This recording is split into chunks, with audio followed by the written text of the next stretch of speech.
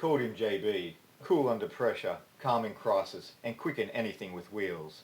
From the winding circuits of Tasmania to the punishing straights of Mount Panorama, John Bowe carved out a career as one of Australia's most complete and enduring racing drivers. Open-wheelers, sports cars, V8 supercars, if it had an engine and a checkered flag at the end, Bowe was there. He didn't just drive cars, he mastered them, and in doing so, became a legend whose legacy spans generations. John Philip Bowe was born in Devonport, Tasmania in 1954. Racing ran in the bloodline.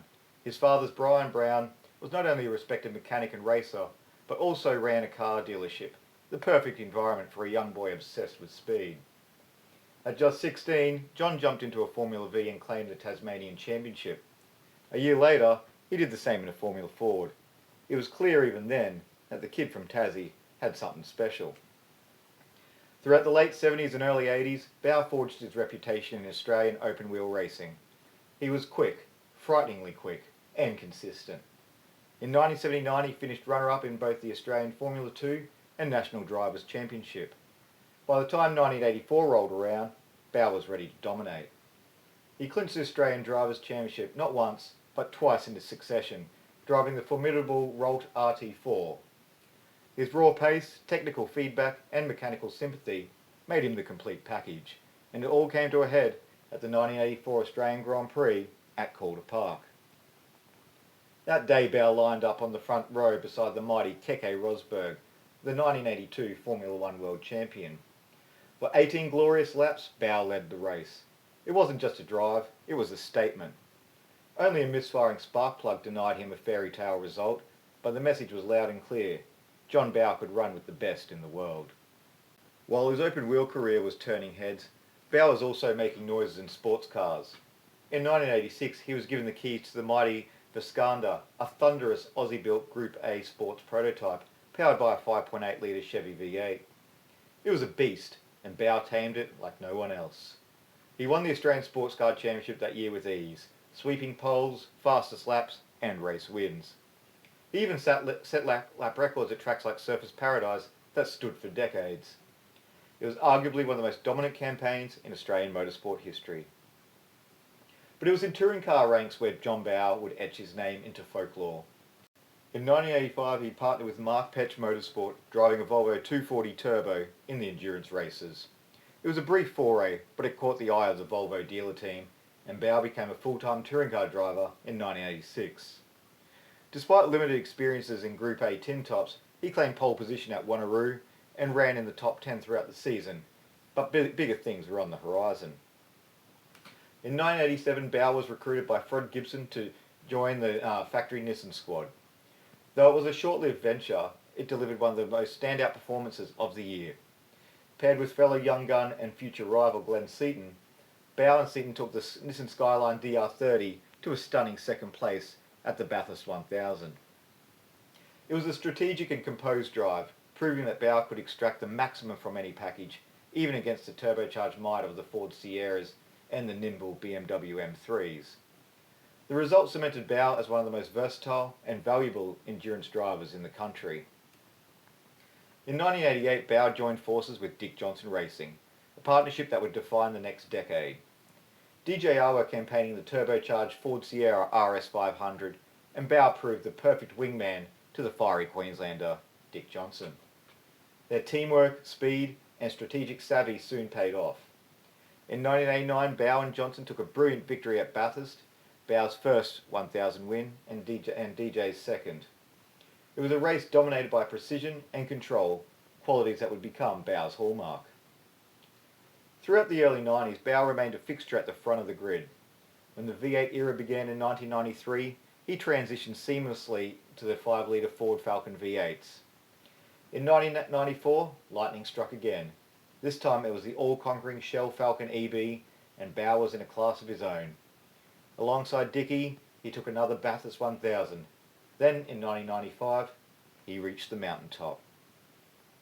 That season, Bowe became the Australian Touring Car Champion. It wasn't a fluke, it was dominance.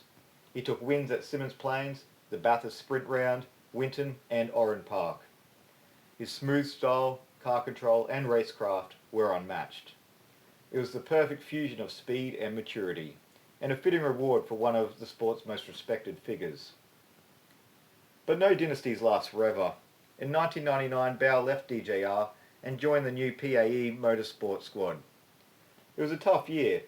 Inconsistent machinery and teething issues kept him from contending. Still, his professionalism shone through. He would later join Brad Jones Racing, where he played a key role in developing the team into a competitive outfit.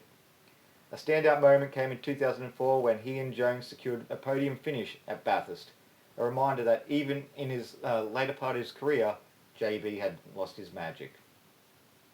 By then, Bowe had amassed over 200 championship round starts, with 31 wins, dozens of podiums, and 2 Bathurst 1000 crowns. His final full-time start marked the end of an era, but not the end of the story. Bowe had become known for more than just his speed. He had developed a reputation, some might say an infamy, for being one of the hardest drivers to overtake in the sport. Rivals would often speak with a mix of admiration and frustration about the way Bowe could position a car. It wasn't dirty, but it was deliberate. His spatial awareness, his timing under brakes, and his calmness under pressure made him a nightmare to get past. It was pure racecraft, honed over decades, and it earned him both the respect and a few grudges in pit lane. One of his fiercest rivals during the period of the 1990s was his fellow Ford stalwart, Glenn Seton.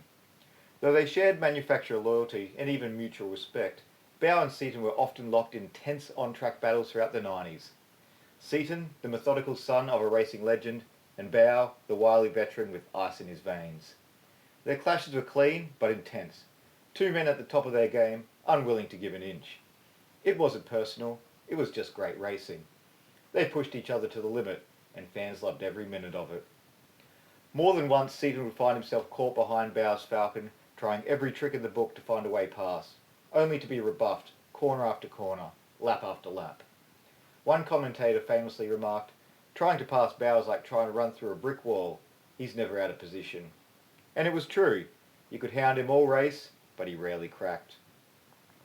That iron-willed racecraft, combined with his technical feedback and development ability, made him invaluable to every team he raced for. He wasn't just quick, he was a driver you could build a program around.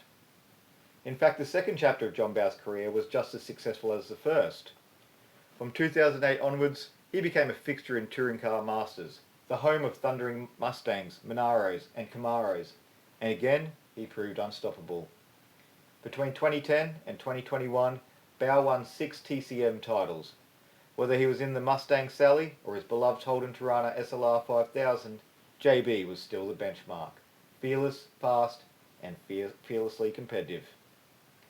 He also added Bathurst 12-hour victories to his resume, winning in 2010 in a BMW and again in 2014 in a Ferrari 458 GT3. It was a testament to his adaptability across categories and his ability to extract speed from anything. What makes John Bowe truly remarkable, though, isn't just his stats, it's his spirit.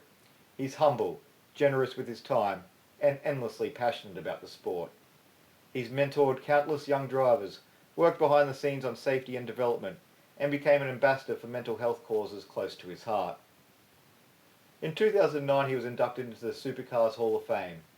In 2018 into the Australian Motorsport Hall of Fame, and in 2021 he was awarded the Order of Australia Medal for services to motorsport. But awards aside, John Bowe's real legacy lives in every corner of Australian motorsport.